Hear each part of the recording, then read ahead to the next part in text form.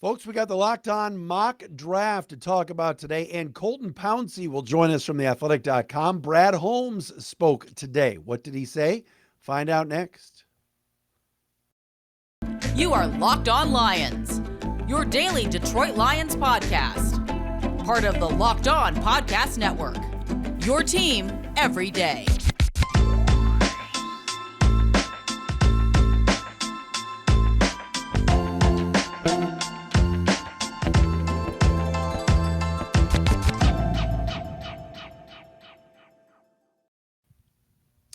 What's good, everybody? Matt Dery with you. It is a Thursday edition of Locked On Lions right here on the Locked On Podcast Network, your team every day on a Thursday, April 20th into Friday, April 21st. Folks, listen up.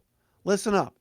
In 1 week from today, round one of the NFL draft. The Lions pick 6th. They pick 18th. Will they stay? Will they trade up? Will they trade down? Will they add additional picks? Wink, wink. All of that will be determined a week from tonight. So excited.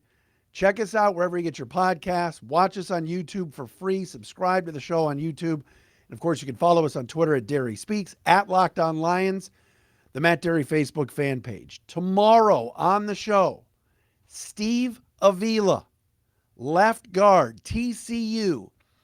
Lions talked to him at the Combine.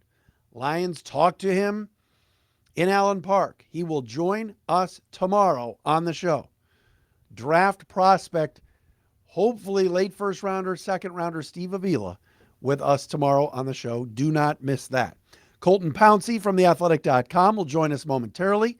Colton, of course, one of the Lions' beat writers and took over for Chris Burke this past year. Does a very good job. We'll talk to Colton about Brad Holmes' press conference today and what he had to say about a lot of different subjects, including Jalen Carter, and what the Lions are going to be doing with the backup quarterback situation. So we will do all of that coming up today on Locked On Lions. Again, this is your team every day.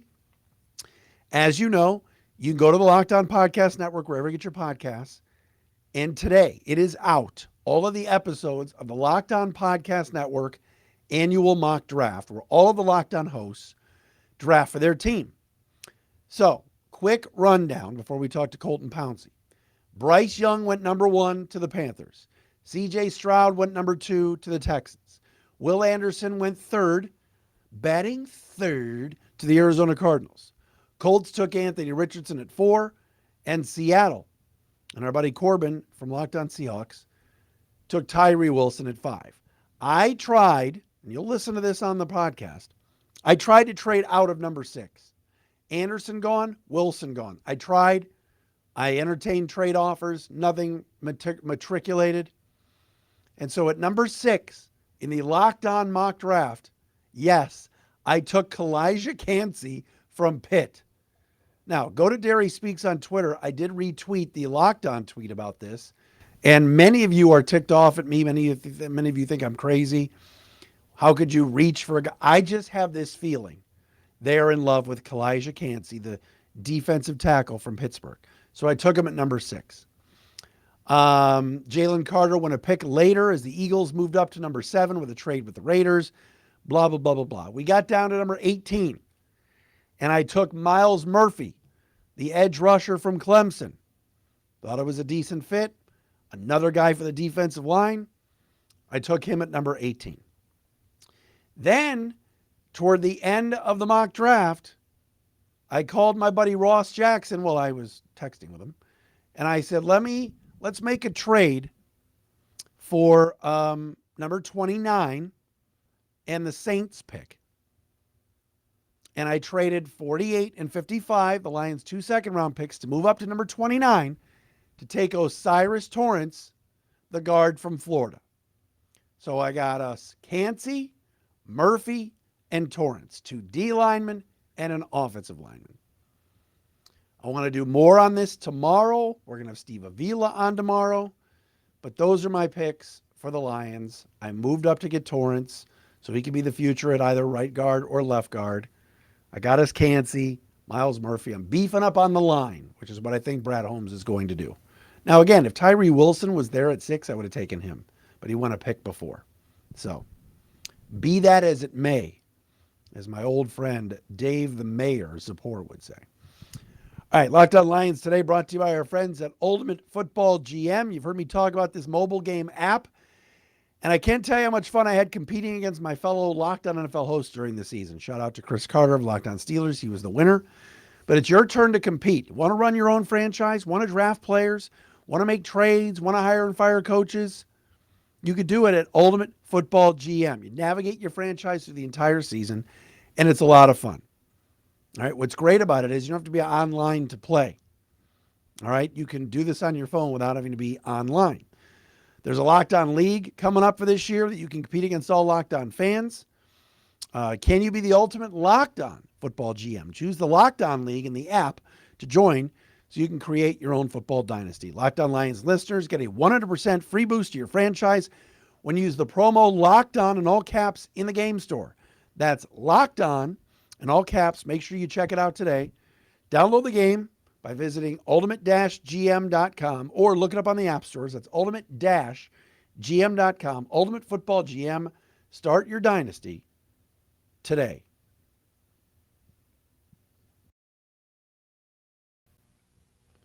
All right, as promised here on Locked On Lions, Colton Pouncy is with us from theathletic.com. Joins us here as we talk a little draft and what Brad Holmes had to say today. Colton, always a pleasure. Yeah, thanks for having me on. Looking forward to How you been? I've been good, man. Just enjoying these last few days until the draft next week and enjoying my free time until I'm locked away in a room for the next 3 days come next weekend. So, yeah. Biggest takeaway from Brad Holmes today. What was it for you? It seems like, honestly, like around this time a year ago, they pretty much knew what the possibilities were at number 2 overall.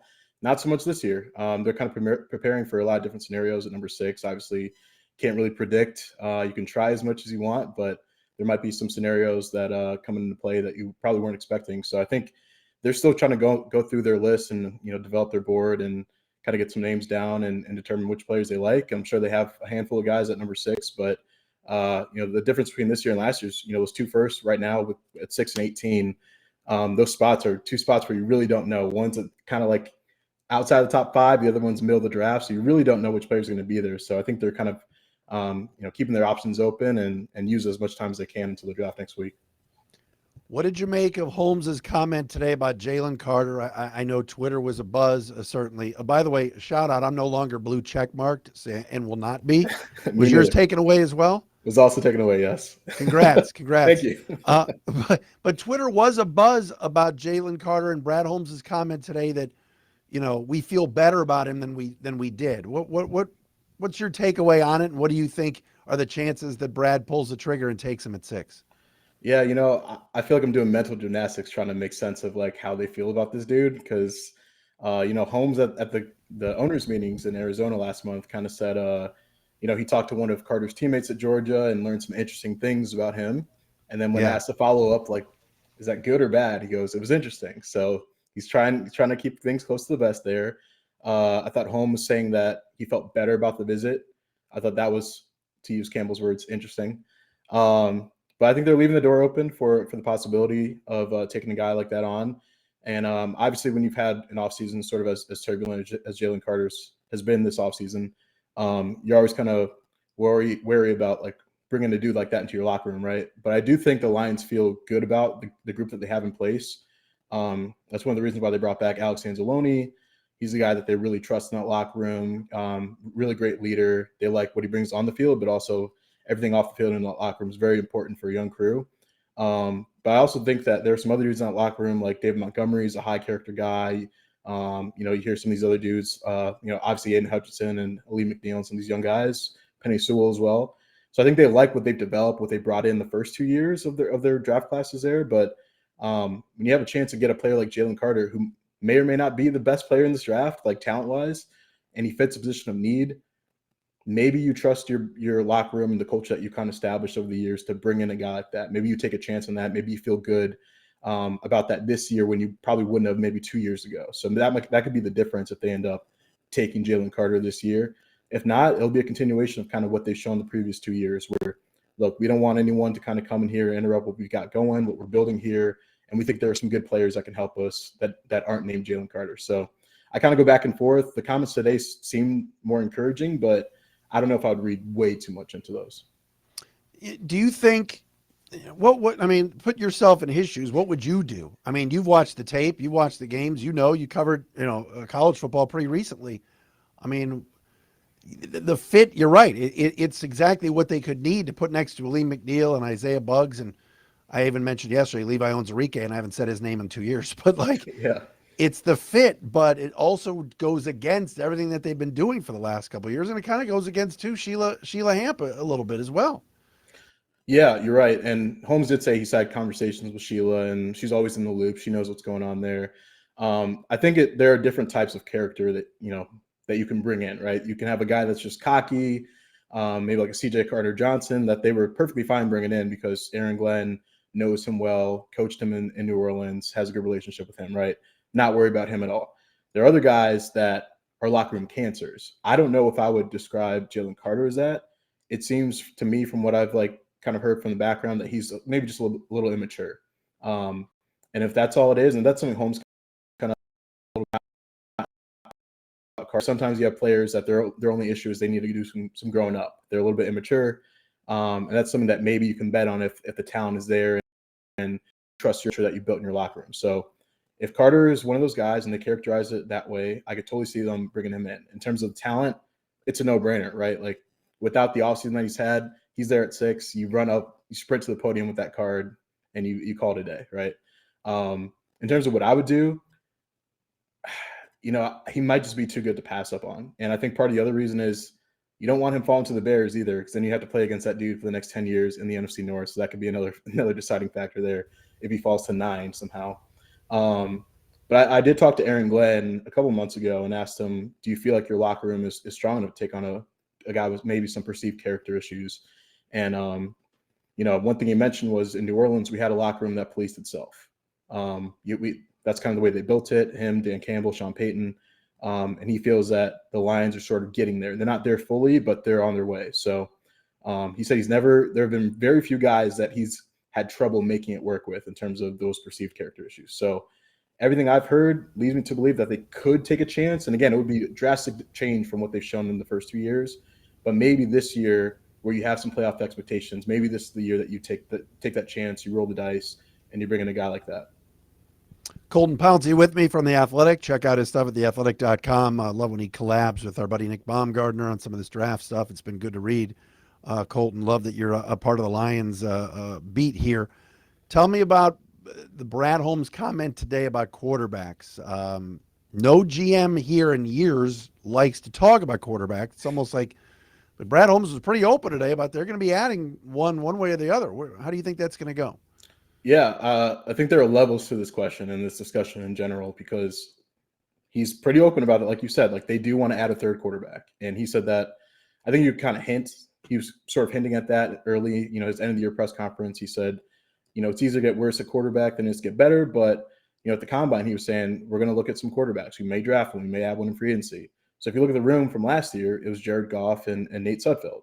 And you look at the quarterback room right now, it's Jared Goff and Nate Sudfeld. So it's exactly the same. So if you're going to add, one would think it's either through the draft or they do have that offer out that Ian Rappaport reported to Teddy Bridgewater. And some of these veteran quarterbacks that they're looking at are waiting until after the draft to see what teams do, because they don't want to go into a situation where all of a sudden you've got an established starter, you just drafted a rookie, and then a guy like Teddy would come in to be like your number 3 quarterback or whatever.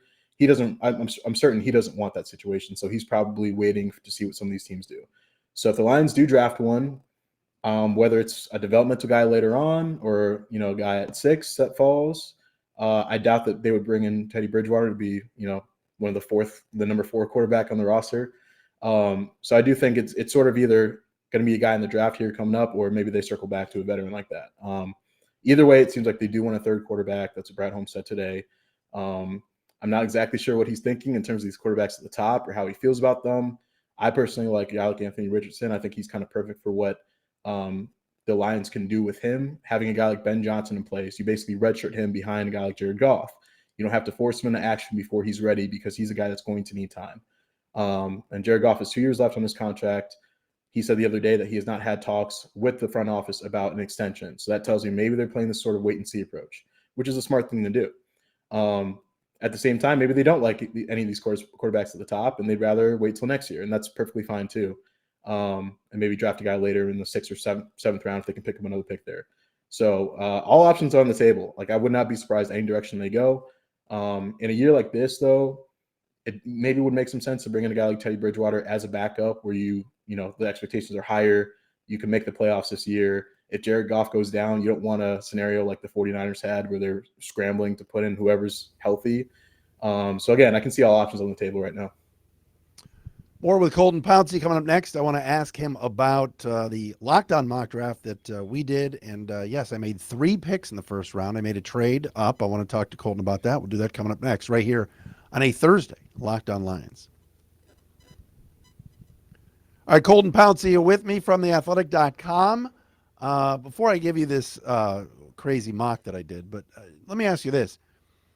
People talk about position of need, and they're like, oh, Jalen Carter fits a need. Where are you on taking the corner at 6? And is that a need, or is there a need that we're not talking about that this organization has, including maybe right guard, although they were lauding Vitae the other day, that his teammates were.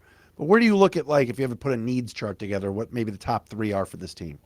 Yeah, a lot of their needs are not like immediate 2023 needs, which is sort of the interesting part here. And they can kind of either wait on some of those or look to strike on that now in preparation for 2024. So the cornerback position is one I look at, and I look at their cornerback room.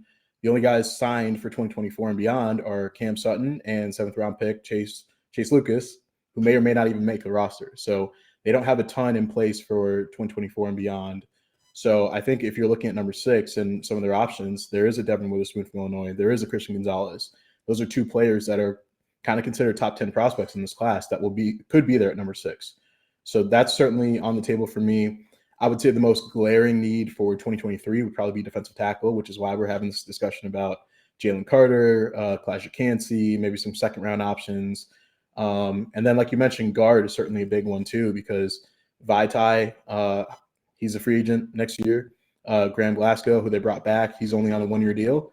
And Jonah Jackson, his deal's expiring too. And at the rate guards are getting paid right now, I don't know if you want to pay him like $16 million or whatever it would take to keep him around, or maybe you start preparing now. Obviously, you want him back in the mix, but you got to be prepared for any situation that arises. So I do think they're looking at guard. They brought in a lot of interior prospects on these pre-draft visits. They're doing their homework, and certainly makes sense. A guy like Osiris Torrance from Florida, Chandler Zavala from NC State could be there in the 2nd or 3rd round. So those are probably the 3 positions I would say. And if I were to add a 4th, I would say probably linebacker as well. Doesn't hurt to add more talent to that room as well.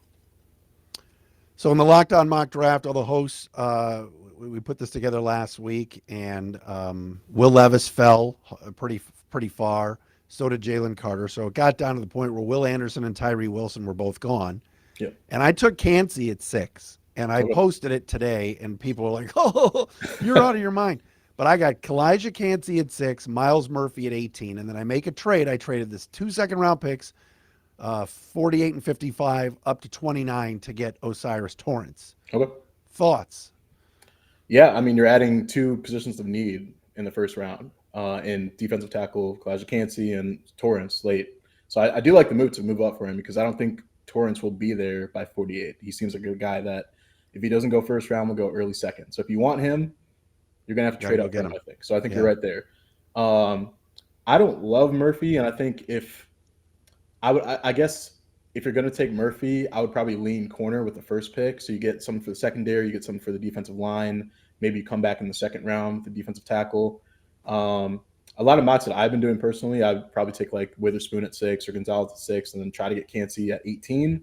I don't know if that would have worked out in the mock draft that you did, because I think he could end up going even higher than 18. We'll see. Yeah. But whenever you can get an interior pass rush from that defensive tackle position, it's always going to help your defense. That's something that they can use. The questions with Kancey are, is he too small? Can he defend the run? I don't really see that as a big issue, because it's really easy to find defensive tackles that can just stop the run, or a big body you can kind of plug in there. Like we saw Isaiah Buggs really help this defensive line. He was basically added off the street, basically. So I think it's easier to find guys like that than it is guys like Kancey. So maybe a little too high for me personally, but I can understand the thought process behind it. And getting 3 first-round picks, trading up, I really like that idea. I've kind of done that myself too. I just think when I see Kancey, and I know he didn't do any visits, the arms are small. It reminds me of Aaron Donald. And the pass regime obviously failed and took Ebron over Donald. I mean, we don't have to talk about that, but like, I just think Kancey just reeks of Campbell and Holmes.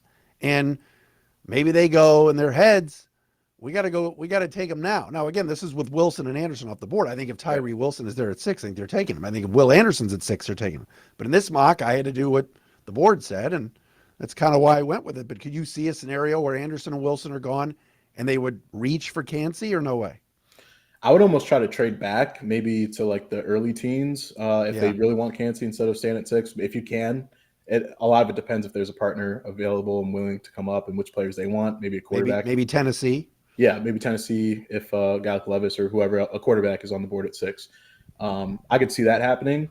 I like Kancey. I probably wouldn't take him that high because I do like some second-round options too. I think although you traded your second-round pick, so I had to get our guy Osiris. Yeah, man.